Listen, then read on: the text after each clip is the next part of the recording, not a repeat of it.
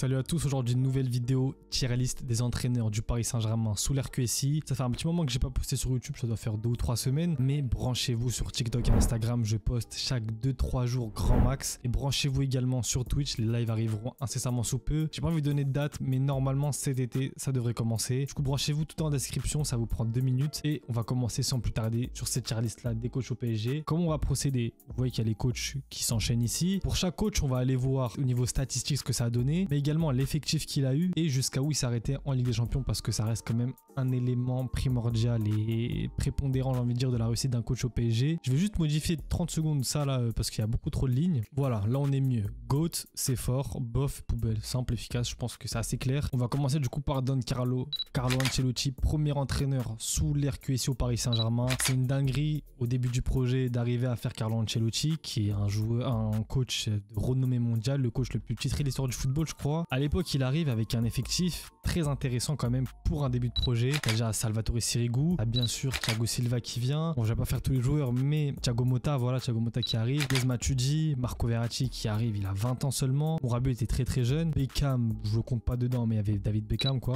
Javier Pastore qui aura fait quand même, il aura marqué, je sais pas si on peut dire qu'il aura fait les beaux jours du PSG, mais en tout cas il aura marqué les supporters parisiens pour sûr. En tout cas, moi Pastore il est dans mon cœur. Et bien sûr, bon, Lucas Moura, Lavezzi et surtout Zlatan Ibrahimovic qui est la tête d'affiche de ce projet là à ce moment là, avec notamment Thiago Silva et bien sûr Carlo Ancelotti qui vient au PSG. Déjà moi je vais me baser un petit peu sur les stats parce qu'à ce moment là on est saison 2012-2013. J'ai quel âge moi à ce moment là? J'ai même pas 10 ans, j'ai 8 ans normalement.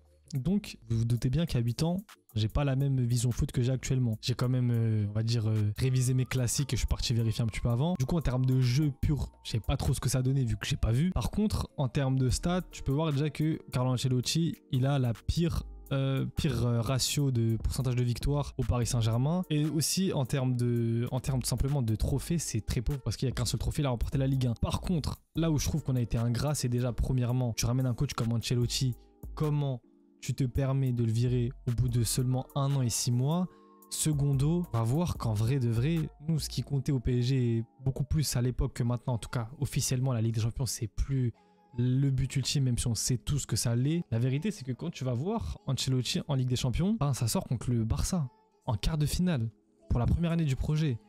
Mais allons voir quel Barça nous sort. Un Barça de la grande époque quand même, il y avait l'époque de Pedro, Iniesta, Busquets, Xavi. Moi ça c'est des joueurs, quand je les entends parler, je crois que c'est ce match là où Messi il était blessé, il rentre en cours de jeu, si je dis pas de conneries, peut-être que je me trompe. Je crois que c'est ce match là, Messi il était là à l'aller, ouais. Je crois que c'est ce match là où Messi il est blessé, ou peut-être que je confonds un match où Messi est blessé mais c'était avec la MSN avec Suarez et Neymar, peut-être que je confonds. Quoi qu'il arrive, on regarde l'équipe en face et au final qui gagne la Ligue des Champions cette année là? On est en quelle année? On est en 2013, on va voir ça tout de suite. Ok, il y a le Barça qui se fait, ils se font torcher en demi-finale contre le Bayern et le Bayern va la remporter. Ok, c'est la finale de Jürgen Klopp contre le Bayern Munich. Ça y est, je vois où on est, c'est bon. Au niveau de Carlo Ancelotti, j'ai obligé de le mettre dans bof, avec tout le respect qu'on a pour ce coach là qui est l'un des plus grands coachs de l'histoire de ce sport. Force est de constater qu'au PSG, même si pour moi tout n'est pas de sa faute parce qu'il n'a pas eu assez de temps, et on voit qu'un coach t'as besoin de lui laisser du temps, encore plus quand c'est un tout début de projet. Malheureusement, je peux pas refaire l'histoire. Et factuellement, un seul trophée, 63% de victoire. Après, à la quart de finale en Ligue des Champions, ça on peut pas lui enlever. Pour moi, ça mériterait plus. Mais malheureusement, pour le pourcentage de victoire et les trophées, je peux pas le mettre plus haut. Vient Laurent Blanc, qui est pour beaucoup un entraîneur qui a quand même bien marqué cette équipe-là. On va passer directement à l'année suivante. Laurent Blanc, au niveau de l'effectif, ça donne quoi? On peut voir déjà des joueurs comme purée quand même, McMahon est au PSG. Hein. C'est vrai que dommage. Hein. Thiago Silva, Marquinhos, qui d'autres? Bon, il y avait Lucas Digne, il y avait Maxwell qui est arrivé au PSG à ce moment-là. Il y a qui d'autres au milieu de terrain? Toujours Matuidi, Marco Verratti qui commence à prendre de l'épaisseur, Javier Pastore qui est toujours là, Thiago Motta également, Lucas Moura, Ezequiel Lavezzi et l'arrivée d'Edinson Cavani au Paris Saint-Germain, qui était le meilleur buteur du club jusqu'à ce que Kylian le dépasse, ainsi que toujours Zlatan Ibrahimovic qui est à 32 ans l'un des meilleurs joueurs du monde peut-être à ce moment-là. Qu'est-ce que ça donne?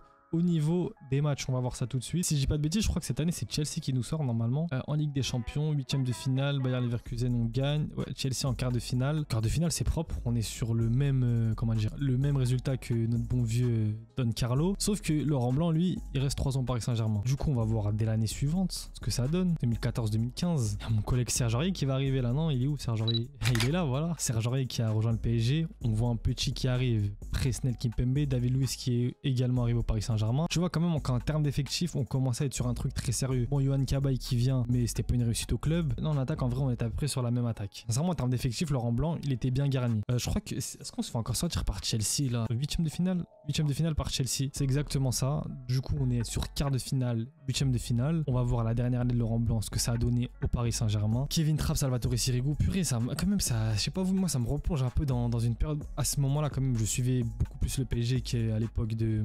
Comment il s'appelle? À l'époque d'Ancelotti. Du coup, ça, c'est des joueurs vraiment avec qui j'ai grandi. C'est mon début d'enfance au PSG, on va dire. Je comprenais le football, un minimum. Et encore, Kevin Trapp, Sirigu. Toujours la triplette brésilienne, Presco, Lucas et Kurzawa qui arrive à ce moment-là. Ok, Kurzawa qui, je crois qu'il vient pour 20-25 millions. À l'époque, il était vu comme une pépite du côté de l'AS Monaco. Après Aurier, tout ça. Ok, Grégory Van der Wiel. Il a quel âge lui là? 37 ans, ok, d'accord. 37 ans, Thiago Motta, Cécile d'Almeida, lui ça me dit rien du tout. Marco Verratti, 23 ans, Matuidi Rabiot. Ok, c'est l'arrivée d'André Di Maria cette année-là. Et Christo Nkunku qui a dû faire, je sais pas, peut-être quelques entraînements avec les pros. Qu'est-ce que ça donne au niveau des matchs cette année-là? On va passer en 2015. 2015, on se fait sortir par le Manchester City. Il y avait Samir Nasri, je crois, à cette époque. Hein. C'est l'époque Nasri, il était encore à City, non? Il ou l'effectif de City? Ok, je dis de la merde, c'est-à-dire Nasri, il était pas là. Hein. Ok, moi j'ai cru. C'est bizarre parce que quand je vais voir la Nasri, il est resté jusqu'en 2016 à City. Et bah, il devait sûrement être blessé alors pour ce match-là. Mais bon, du coup, pas de Samir Nasri. En tout cas, on se fait sortir par le City de Kevin De Bruyne et Sergio Agüero ainsi que ce bon vieil Touré. Du coup, on est sur une élimination en quart de finale. Du coup, Laurent Blanc, ça a fait quart, 8ème quart. Après, il y a eu bien sûr l'épisode avec Serge Aurier que tout le monde connaît. Ça, supporter ou pas du PSG, on peut pas passer à côté de ça. Par contre, Laurent Blanc, qu'est-ce que ça donne en termes de pourcentage de victoire? 72,83. 72,83, il se place deuxième, si je dis pas troisième. Il est troisième derrière Thomas Tuchel. Du coup, Laurent Blanc, moi, quand même, en termes de... En fait, je sais pas si... Parce que le PSG Laurent Blanc, ça jouait très bien. Faut dire aussi que ça, par contre, je peux le dire, ça jouait très bien. Après Laurent Blanc, il y a eu le fameux... c'est quoi? C'était un 4-4-2 ou un 3-4-3 qu'il avait sorti. Je sais plus ce qu'il avait sorti en Ligue des Champions. Ça remonte un petit peu. Ou bah, il s'était fait taper dessus et beaucoup de monde avait remis sur lui cette disqualification. 3-4-1-2, c'était ça? Je sais plus du tout, mais bref, vous me direz en commentaire. En tout cas, Laurent Blanc, je peux pas le mettre dans GOAT parce que je sais pas, pour moi, c'est pas un GOAT. Pour moi, il y a que un GOAT et demi au PSG qu'on a eu sous l'ère QSI. Vous verrez par la suite. C'est autour de ce bon vieux Unai Emery. Lui, par contre, pour le coup, il arrive, l'année d'après, il aura vraiment un effectif de port. Déjà là, bon, il y a pas mal de gens. Krikoviak qui vient sur demande Unai Emery. Qui d'autre? Il y avait Giovanni Lo Celso également. Hatem Ben Arfa qui vient, il arrive en pétard lui depuis Nice. Vraiment, moi j'avais cru à cette époque, j'étais jeune, mais j'avais cru. Gonzalo Guedes, on nous le sort aussi comme une grosse pépite. Julian Draxler, qu'est-ce qu'il était fort quand il est arrivé au PSG, lui. Draxler, c'était une dinguerie. Pression, on s'est fait barber par le Real Madrid. Bon, toujours Djima. Après, le reste, ça reste pareil. Bon, il y a eu le départ de Zlatan entre-temps. Qu'est-ce que ça donne Unai Emery pour sa première année au Paris Saint-Germain en tant que coach? Je crois qu'on ne dépasse pas les 8e, hein, si ma mémoire me fait pas de tour. Ah, mais je suis un fou. C'est l'année de la remontada. Celle-là, c'était sa première année. Ouais, parce que Neymar, il vient l'année d'après. Du coup, ouais, remontada et... ouais, carrément, ça m'a tellement fait mal que mon cerveau... à zapper ça. Ouais, remontada, difficile, hein, très difficile. On va passer outre. Ça y est, on la connaît celle-là. Il n'y a pas besoin d'épiloguer trop longtemps dessus. 2007, là, par contre, on est sur un effectif de taille assez conséquente, assez vraiment avec des joueurs assez solides. Neymar, 26 ans, qui débarque tout droit de Barcelone alors qu'ils viennent de nous mettre une rouste pour 222 millions d'euros. T'as le petit Kylian Mbappé. 7 ans et demi qui vient depuis Monaco, qui arrache tout. Il a traumatisé City, il a traumatisé Dortmund. dinguerie. Au milieu de terrain, il y a du beau monde toujours, hein. Même si l'équipe est quand même assez déséquilibrée, t'as un Mota qui est très âgé, 35 ans, ça y est. T'as un Matuidi qui part entre temps, t'as un Marco Verratti qui est là, qui n'est pas là, blessé, pas blessé, assez irrégulier, même s'il est trop fort quand il est sur le terrain. T'as Adrien Rabiot qui est jeune à ce moment-là, 23 ans. Et cette année, si je dis pas de bon, Ben Arfa qui était, je sais pas, il était quelque part sur Paname, lui, on sait pas trop ce qu'il faisait. Et là, Sanadjara, on sait pas non plus ce qu'il faisait au Paris Saint-Germain. Défensivement, pareil, c'était je crois que c'est cette saison, non, la saison d'avant où Kimpembe il explose, enfin il commence à se faire un nom en tout cas. Thiago Silva, Marquinhos, tout ça. C'est Areola, il commençait à passer devant Trapp à ce moment-là également. Et Thomas Meunier, je sais plus si, oui, il arrivait cet été-là. Et bon, Yuri Berchiche aussi, mais bon, pas grand-chose à dire. L'effectif reste assez bon. Il y a Dani Alves, ok. Mais l'effectif reste quand même assez déséquilibré, je trouve. Offensivement, c'est très fort. Mais au milieu et en défense, il y a pas mal de manques. Bon, là, 2007-2018, du coup, c'est le Real Madrid, normalement, si je dis pas de conneries. On se fait sortir par le Real où il n'y a pas vraiment match, en vrai. Hein. Il y a le match aller Neymar, il fait un match assez correct dans mes souvenirs. Je crois que c'est Rabiot qui marque, si je dis pas de bêtises, au Bernabeu. Là, on est où? On est à l'extérieur. Non, là, on est à domicile. Qui c'est qui marquait à domicile? C'est Cavani, je crois, si je dis pas de bêtises. Ouais, Cavani. Et du coup, à l'extérieur, c'était Adrien Rabiot normalement. Ok, d'accord. Ah, on s'était pris 3-1 quand même. Je crois que c'est Rabiot qui plante, non? Ouais, c'est Adrien Rabiot qui marque. En plus, on marque en premier, ok. Je savais pas qu'on marque. Enfin, je m'en souvenais plus. Mais je m'en souviens du but de Rabiot vu que j'avais vu le match. Ouais, deuxième année très compliquée pour lui. Il dépasse pas les 8e une fois de plus. Il reste que 2 ans au club. Il gagne une Ligue 1, 2 Coupes de France. Ah, oui, c'est vrai. 2 Coupes de la Ligue. Mais c'est vrai que Unai Emery se fait prendre la Ligue 1 par l'AS Monaco de Kylian Mbappé. Ça, j'avais oublié. Unai Emery, en vrai, dans le jeu, ça allait. Après, bon, comme on a vu, l'effectif a beaucoup aidé parce que t'avais des joueurs extraordinaires, un Neymar en feu, Kylian Mbappé qui explosait, Di Maria, Cavani, tout ça. Est-ce que, bon, je le mets dans bof. En vrai, vu 2 fois 8e, effectif quand même qui est devenu très correct, mais ouais, bof. Pour moi, c'est dans bof. On passe à l'entraîneur suivant. Mesdames et messieurs, j'invite Thomas Tuchel à la barre. Un entraîneur vraiment, personnellement, quand il arrive au Paris Saint-Germain, je le connaissais pas plus que ça, il était à Dortmund. Mais quand il arrive et que je vois les dispositions dans lesquelles il met Neymar, alors que Neymar voulait se barrer, je crois, l'été d'avant, de toute façon, chaque été, il voulait partir. Et Neymar sous Thomas Tuchel, moi, c'est mon pari risqué de cette vidéo. Enfin, pari risqué ou pas, non, j'assume clairement et pour moi, c'est le cas. Neymar sous Thomas Tuchel, c'est sa plus belle version qu'on a eu au PSG. Il y a eu le Neymar de 2017 quand il arrive sous Unai Emery, où il est très fort. Le Neymar sous Thomas Tuchel replacé dans l'axe, pour moi, c'est le Neymar que j'ai préféré au club. Du coup, Thomas Tuchel, qu'est-ce que ça donne pour la première année? Déjà, on va voir au niveau de l'effectif. Bon, un effectif qui reste à peu près le même. Bon, Buffon qui arrive. Juan Bernat qui arrive cette année également. Tac. Ah, Paredes. Paredes qui vient depuis le Zénith pour 40 millions à l'époque. Moi, j'y avais beaucoup cru. Et à qui d'autre? Sinon, au niveau de l'attaque, Eric Maxim Choupo-Moting, ouais, là, c'est lui qui le ramène parce qu'il l'avait connu, je sais plus dans quel club, j'ai oublié. Bref, première année de Tuchel au PSG. Élimination en 8e contre Manchester, non? C'est cette année-là? Dites-moi que c'est pas cette année. C'est cette année-là, ouais. Je vous mens pas, je vais pas revenir dessus. Moi, je pense sincèrement que Manchester United, ça m'a fait plus mal que le Barça. Parce que j'y croyais dur comme fer qu'on allait... Enfin, c'est pas j'y croyais, tout le monde y croyait qu'on allait passer. Mais ça s'est pas fait au final. Bon, on va passer directement à 2019-2020. Cette année, quand même, on prend la Ligue 1. Je crois on prend toutes les coupes qu'il y a à prendre, non?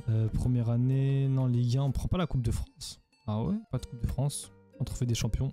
Ok. Année suivante, 2019-2020, on commence à être sur un effectif qui est de plus en plus équilibré, mais qui n'est pas totalement équilibré. Bon, t'as Kehrer qui arrive, Abdou Diallo, avec du recul, on voit que c'est des joueurs qui peut-être n'avaient pas tellement le niveau PSG, en tout cas top niveau, peut-être plus dans des doublures, on va dire. Alors que Thilo Kehrer, je sais pas si vous le saviez ou non, à l'époque quand il jouait à Schalke, c'était vu comme un très gros prospect, non, mais c'était un bon prospect allemand, en tout cas en défense. Tanguy Nianzou, Tanguy Kouassi, qui moi j'avais cru, en plus il arrive au club, je m'en souviens, qui marque le 1000e but, je crois, de l'histoire du PSG, tout ça, il y avait plein de signes qui te disaient, ouais, lui il va avoir une grosse carrière au PSG. Finalement, il a décidé d'aller au Bayern. Mitchell Baker, ok. Colin Dagba, qui a fait ses matchs au PSG.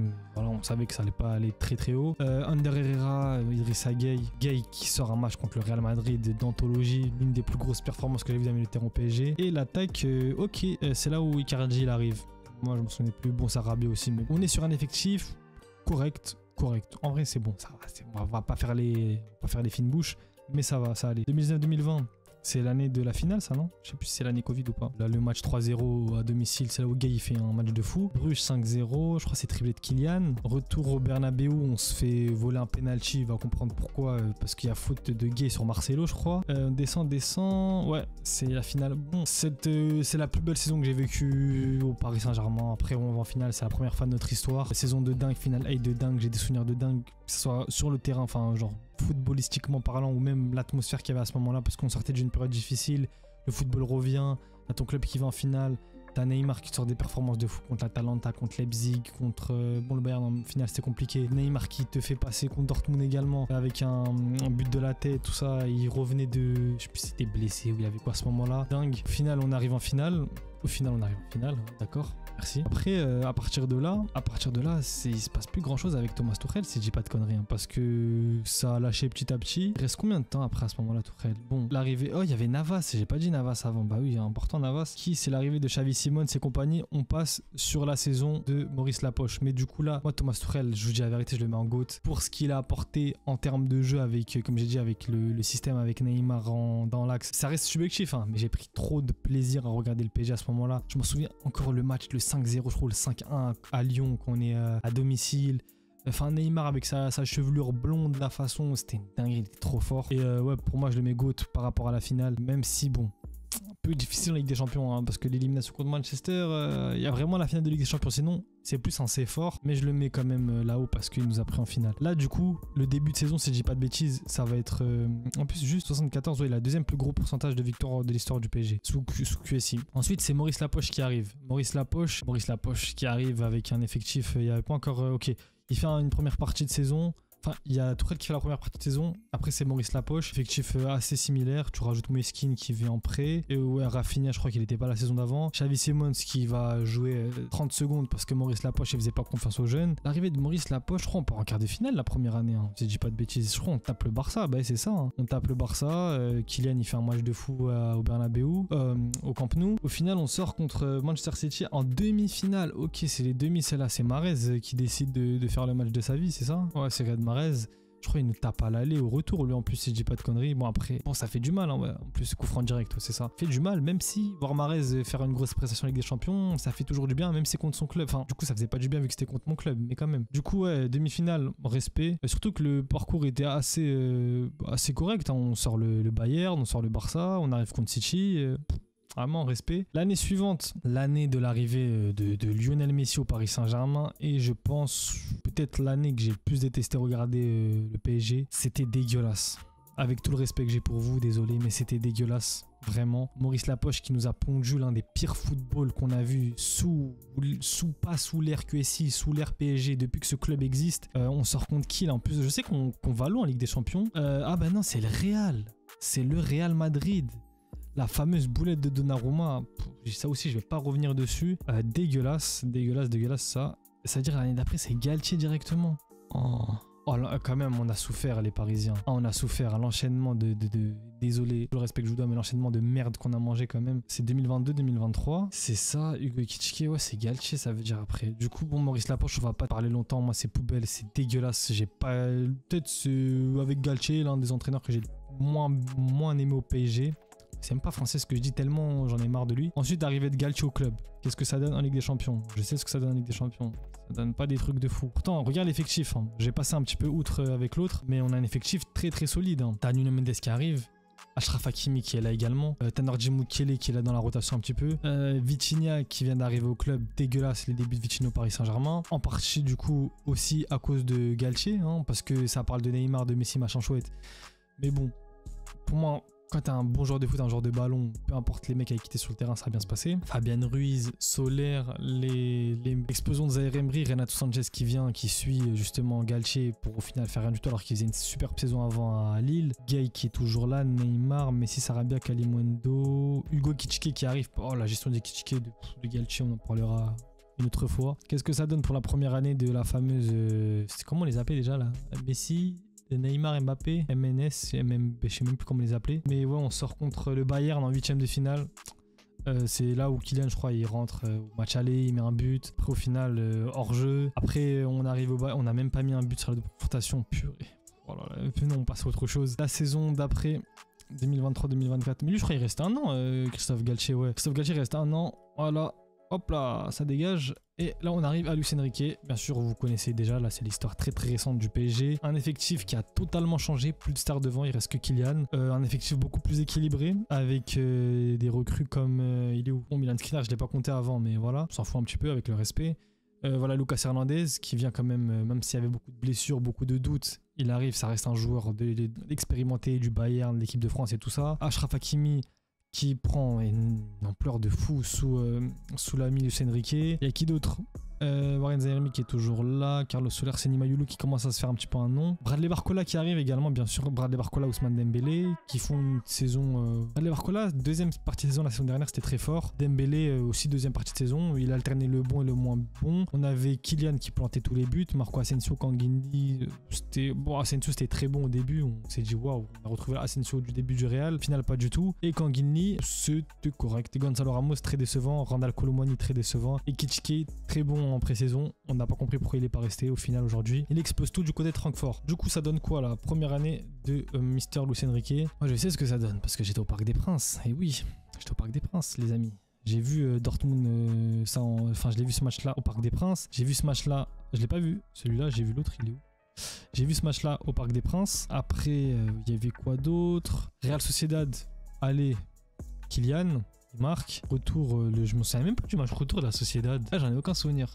Bon, en tout cas, c'était facile. Enfin, facile. Voilà, on a gagné aller-retour. Le fameux match contre le Barça où on perd 3 à domicile. Le 4-1 historique, il faut le dire, c'était historique. But de Vitinha, but de Kylian, but de Dembélé. Non, Dembélé, est-ce qu'il marque au retour? Je sais même plus. Je sais qu'il marque un des deux matchs. Il y a Barcola qui fait le carton rouge à notre ami Araujo. Ah ouais, Dembélé qui marque, c'est ça. Et peut-être qu'il marque même à l'aller d'ailleurs. Bon, j'ai envie d'aller voir pour me remettre dedans. Est-ce qu'il marque aussi à l'aller? Ouais, il marque aussi à l'aller. Et malheureusement, on perd contre le Borussia Dortmund. J'étais là en demi-finale. Retour au Parc des Princes. J'étais là quand Kylian Mbappé a fait sa glissade et j'ai eu des flashbacks de Manchester. C'était juste devant moi tout ça. Ça fait mal. Vraiment, ça fait très très mal. Parce que cette année, je pensais vraiment qu'elle était pour nous. J'ai l'impression que c'était scripté un peu avec le Real Madrid. Mbappé qui va, on le savait, tout ça. Nanana, au final. Rien du tout. Maintenant, on en vient à cette saison-là. Début de saison, très bon l'effectif, je vais pas vous le faire, vous le connaissez. Mais en gros, on a juste ajouté Désiré Doué. Kvara, je le compte pas parce qu'il est là depuis pas longtemps. Et João Neves. En vrai, c'est les deux joueurs vraiment, je pense. Et Pacho, je suis un fou. Bah, et Pacho. Début de saison, très compliqué. Moi, je vais vous dire les choses comme elles sont, comme je le pense, comme je l'ai vécu. Début de saison, catastrophique, je trouve, pour ma part, hein, dans le sens où aucun plaisir. Un jeu type, vraiment un jeu typé Luis Enrique. Possession stérile, beaucoup de passes latérales, très peu de prise de risque par le milieu de terrain, très peu de verticalité, très peu de prise de profondeur, des matchs ultra chiants. Dites-vous que j'en suis arrivé à un point où je ne regardais plus certains matchs de Ligue 1 du Paris Saint-Germain, ça ne m'est pas arrivé. Même sous Pochettino, je l'ai regardé pour vous dire. Hein. C'était pas pire que Pochettino, mais c'est juste c'était un ras-le-bol général. J'ai vraiment perdu tout goût à cette équipe en Ligue des Champions. J'ai regardé les matchs. Hein. Ligue des Champions, c'était très compliqué parce que tu vois que l'équipe dans le jeu, il y avait quelque chose. Mais il manquait ce truc là devant. Et depuis Manchester City, l'équipe s'est métamorphosée. Et là, on se retrouve contre Liverpool. Je serai au parc aussi, j'espère que ça va bien se passer. Et cette équipe a totalement changé depuis le match contre City. En vrai, tout n'était pas à jeter, notamment en Ligue des Champions. En Ligue 1, comme je l'ai dit, j'ai pas vu tous les matchs parce que j'en pouvais plus. Là, faut dire la vérité. On était invaincus, mais c'était des matchs où, vas-y, en vrai, j'avais autre chose à faire de ma vie que de regarder les défenseurs du PSG se faire des passes à droite et à gauche. Après, bon, je fais un peu une riolo, genre, comment dire, je minimise beaucoup le travail de Luis Enrique en première partie de saison. Et sans ce travail-là, il n'y a pas la deuxième partie de saison qu'on a là. J'ai dit première ou deuxième, bref, vous avez compris. Mais bon, là, on est sur quelque chose de très solide. Ousmane Dembélé qui est en pétard, un Barcola qui est en pétard, un Désiré Doué. Pour ceux qui suivent la chaîne depuis un moment, j'étais un grand militant de son arrivée lors du mercato estival. Il est arrivé, hein, on voit ce que ça donne. Gonzalo Ramos, le super sub par excellence. Kvara qui est en train de s'incorporer de mieux en mieux. Je pense qu'au niveau de la notation de Luis Enrique, pour moi il se situe là. Il se situe là parce que entre GOAT et c'est fort, parce que dans le sens où là il est là depuis que l'année dernière, mais est-ce que j'ai déjà vu en PSG collectif? Comme je vous ai dit, j'ai pas vu Ancelotti et Laurent Blanc, j'étais jeune, mais voilà, je commençais à comprendre. Sur les dernières années, on va dire sur Pochettino, Galtier, Unai Emery, Tuchel, je crois que j'ai jamais vu un PSG aussi fort collectivement et qui n'est pas porté par une individualité en particulier, tu vois. Il y a toujours une individualité qui ressort, Dembélé, Doué, Barcola, João Neves, Vitinha, tout ça, mais tu vois vraiment que c'est un collectif. Et t'as une patte de fou qui sort, tu vois que c'est la patte Luis Enrique. Et ça fait longtemps que Paris n'a pas fait aussi peur en Ligue 1 également. Il y avait un petit peu ça sous Tuchel, mais là on fait vraiment flipper et tout le monde le dit, tout le monde l'admet que Paris est redevenu une équipe qui fait peur. Et là on regarde Liverpool qui est la meilleure équipe du monde actuellement. J'ai envie de te dire, on la regarde quand même droit dans les yeux, même si c'est pas gagné d'avance, mais il y a de grandes chances que ça se fasse. Du coup Luis Enrique pour l'instant, je vais le mettre dans ses forts, mais sincèrement, il est entre les deux là, même si comme je l'ai dit en début de saison, je vais dire la vérité, moi Luis Enrique j'en pouvais plus, hein. C'est rien que je mente, les vidéos elles sont là, je vais pas me cacher, c'est la vérité, c'était mon état d'esprit à ce moment-là. La vérité c'est qu'il a bien fait changer mon avis et qu'aujourd'hui je le situe entre GOAT et c'est fort. Dites-moi en commentaire la liste que vous auriez fait vous. Je pense que c'est une liste assez correcte, hein. Je pense vraiment, là les deux poubelles ok, les deux bof ok, les deux c'est fort aussi, ça me paraît logique. Et le GOAT il nous a emmené en finale. Et même si c'était un peu plus subjectif, Neymar c'est mon joueur préféré. Et j'ai vu la meilleure version de Neymar pour moi sous Thomas Tuchel. Et comment c'est Luis Enrique là en termes de pourcentage? Il est égalité avec Christophe Galtier ou bon à 0,13. Et ouais voilà c'est le quatrième du coup je crois. Hein. Ça 1, 2, 3, 4. Ouais c'est ça, quatrième plus gros, plus gros score des entraîneurs au PSG. 4 sur 3, 5 sur 7. Ça va, mais ça va finir par augmenter. En plus là on est comment ça s'appelle. Après en termes de défaite, c'est le coach qui a le moins perdu avec Laurent Blanc et Unai Emery devant quand même. Dites-moi ce que vous avez pensé de cette vidéo là, donnez-moi en commentaire votre classement des coachs, dites-moi aussi pourquoi, dites-moi si vous n'êtes pas d'accord, pourquoi également, on peut débattre, il n'y a pas de souci. Branchez-vous sur les réseaux sociaux, c'est important, TikTok, Instagram et Twitch. On s'attrape pour une prochaine vidéo, à plus les mecs et bon ramadan tout le monde.